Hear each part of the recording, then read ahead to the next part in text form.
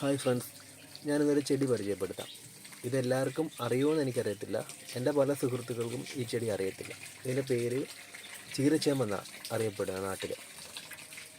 പേര് പോലെ തന്നെ ഇതിൻ്റെ ഇല നമ്മൾ തോരൻ വെച്ച് കഴിക്കാൻ വേണ്ടി ഉപയോഗിക്കുന്നത്. ഇതിന് പ്രത്യേകിച്ച് സീസണൊന്നുമില്ല, എപ്പോഴും കാണും.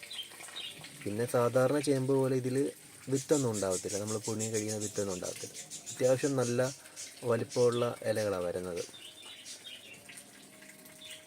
പിന്നെ ഇത് നല്ല ടേസ്റ്റാണ്. ചീരയുടെ ഇല പോലെ തന്നെ നല്ല ടേസ്റ്റാണ്. പിന്നെ സാധാരണ നമ്മൾ ചേമ്പിൻ്റെ തണ്ടൊക്കെ ഇങ്ങനെ അസ്ത്രം എന്ന് പറയുന്നൊരു കറി ഉണ്ടാക്കാനൊക്കെ ഉപയോഗിക്കുമല്ലോ, ചേമ്പിൻ്റെ തണ്ടൊക്കെ. ഇതിൻ്റെയും തണ്ട് ഉപയോഗിക്കും, ഇല ഉപയോഗിക്കും.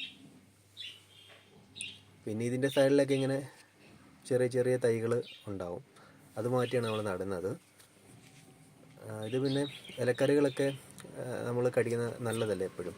അപ്പോൾ അങ്ങനെയൊക്കെ ഉള്ളവർക്ക്, ഇലക്കറിയൊക്കെ ഇഷ്ടപ്പെടുന്നവർക്കൊക്കെ വീട്ടിൽ വെച്ച് വളർത്താൻ പറ്റിയൊരു ചെടിയാണ്.